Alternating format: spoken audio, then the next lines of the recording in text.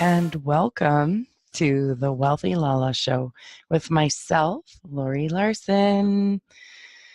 How was your Easter weekend if you celebrate Easter?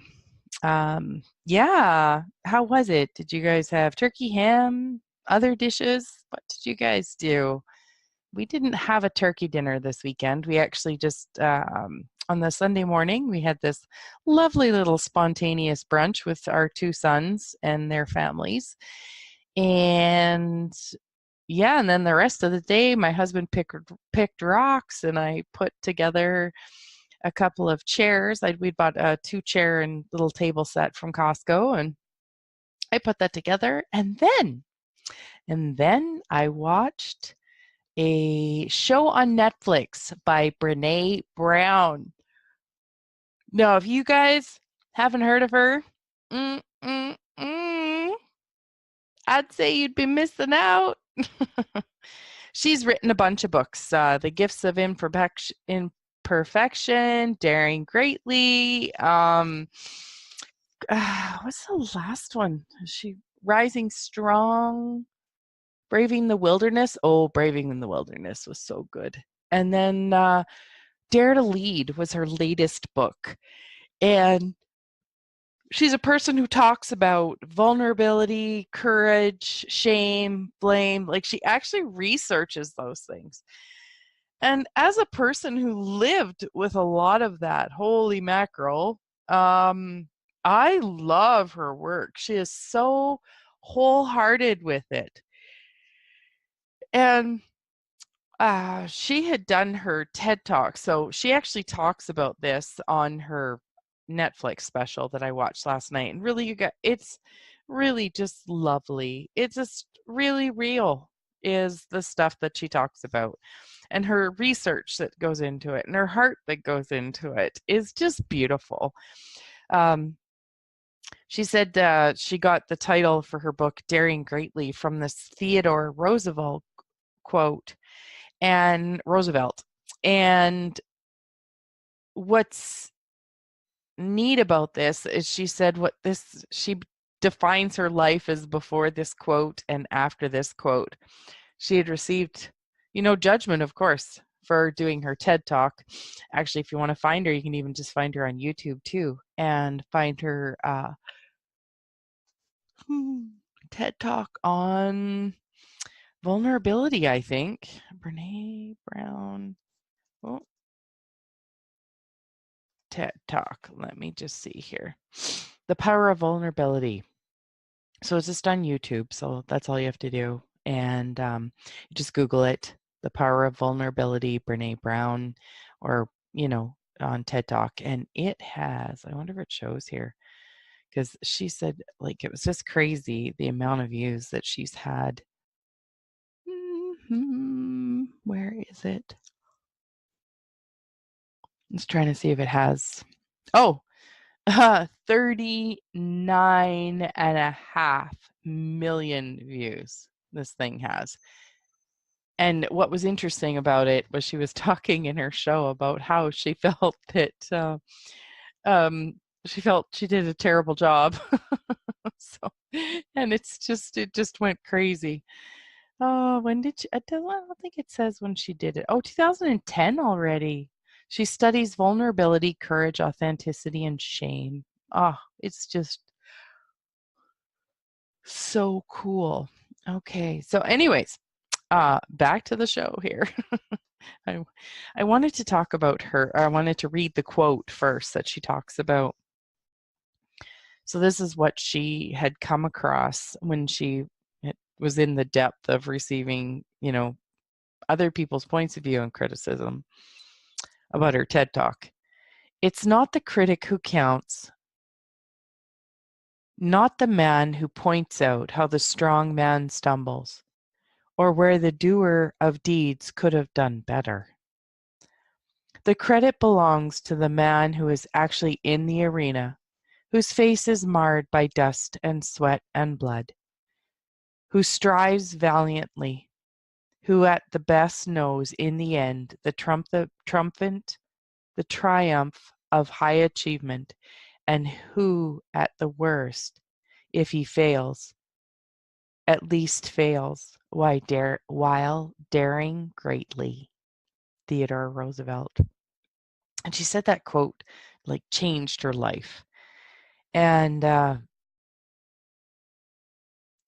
wonder, like, I mean, I'm sure all of us in many places, some of us more than others, and in many places can find those people that like to, make fun of you, or they criticize you, or they like to poke at you, or just, you know, anything like that. And I wonder, if you had this quote. I think I'm going to put it up on my wall here. I've got a little wall of quotes. It's not the critic who counts, not the man who points out how the strong man stumbles, or where the doer of deeds could have done them better.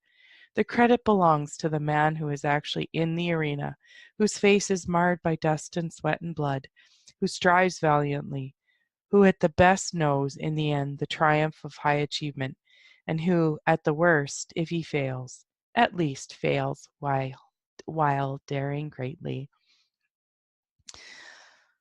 Yeah.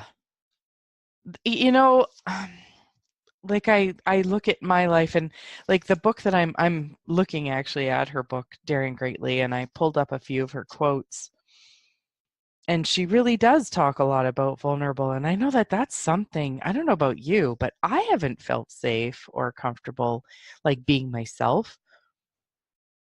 I did spend a lot of time perfecting what would be the right behavior that everybody likes to receive, so absolutely, showing up as a kind person. I do like to be that. And was there times when some of the things that I actually really desired to say, I judged myself as not being kind, but they actually would have been kind to me. But I had myself so programmed that I needed to be nice pretty much at all costs, because what other people thought of me was more important. It was actually, when I look at it, what other people thought of me was like life or death for me. I required it so intensely. So it was so important and so valuable that other people like me, that I'm okay with other people. And I really did. I took that, I ran with it, and yeah, I really celebrated it when other people liked me. And I mean, I also did have a lot of level of authenticity, or not a lot, but say half of it, because I think that's why it was so easy to keep doing it. If you call it easy, it was so easy to keep doing it for so long, is because so much of it was actually me. And there was those places and spaces and times where someone was a shit to me. And I took it with a smile on my face. And I may have gone home and cried and lost sleep and then stewed in it and judged myself for hours and weeks and days, not having the ability to like self-regulate myself and come out of it. And so, I still struggle at times, if someone chooses to, not say something nice or whatever, I'll be kind of, I may struggle depending on the situation, depending on the person, depending on how I'm feeling that day. I may struggle to be vulnerable and just be myself and really say what's true for me. And it's getting way better, like way better. I've had a few instances lately that I'm just like, oh my God, that was so awesome. Awesome in the fact that I chose for me, that I chose kindness for me. Not that I was like, oh man, that person totally deserved it. Or, whoa, did I ever give it to them? Not that kind of thing. It was the wow. I was so honoring of me. I was so acknowledging of me. and allowed myself to have it, and then allowed myself to receive it. Yeah. Oh, so in chapter 4 of Brene Brown's book, Daring Greatly, she calls it the vulnerability armory.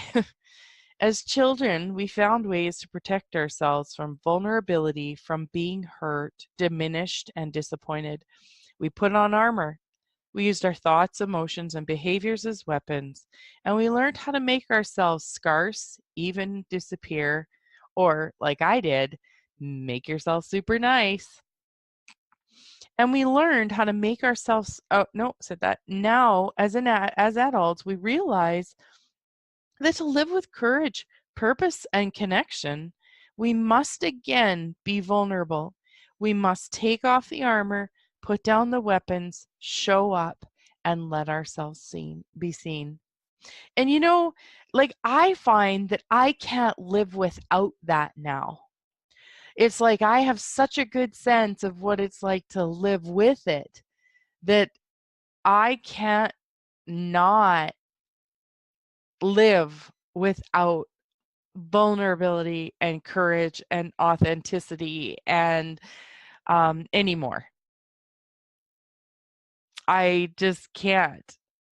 And when I think back to that one woman that I had told you guys about last week that I read out of Tasha Silver's book, Outrageous Openness, where the woman had found out she was going to die. They gave her 3 months to live, and this woman stopped caring what anyone else thought. But what it really is, even more than not caring what other people thought or think, is she 100% cared only what oh, how am I saying that? She only cared. She began to only care. She cared only what mattered to her. It's like she allowed herself to receive the value of herself, that she mattered, and then chose from there. So not from not caring what other people thought or only caring what she thought. There's that space to me that's about valuing ourselves so much that we see that we're a beautiful gift in this universe, that we are part of this, and that what we do, what we say, how we live matters. And that our way of being may look so different than other people. And that's okay. And it matters. Right? Ah, man. And it was that I did my meditation this morning, and I know I talked to you guys before about how I'd done it with was it unquestionable knowing? Yeah. And today it was unquestionable freedom. Like that unquestionable freedom to just be yourself. Like, what does that energy feel like? And then allowing that energy to be able to locate it in my body or in my world and be able to bring it in and then sit with it, What would unquestionable freedom, what would that feel like? Oh my God, I'd feel empowered and strong and valuable. And how would I show up in my life as that if I had unquestionable freedom? And going back to those shows, they were in the 130s. Go back to those shows and find the ones where I talked about the 68 seconds and allowing yourself to expand on that. That when you pull yourself out of these heavier energies, like blame and shame and diminishment and hurt, being disappointed, when you pull yourself out of those and allow yourself to find like kind of what is the opposite? Like what is it that you want, right? Because what I was looking at this morning, I was feeling sort of stuck by expectations of others. So I was feeling trapped, stuck, less than, fear.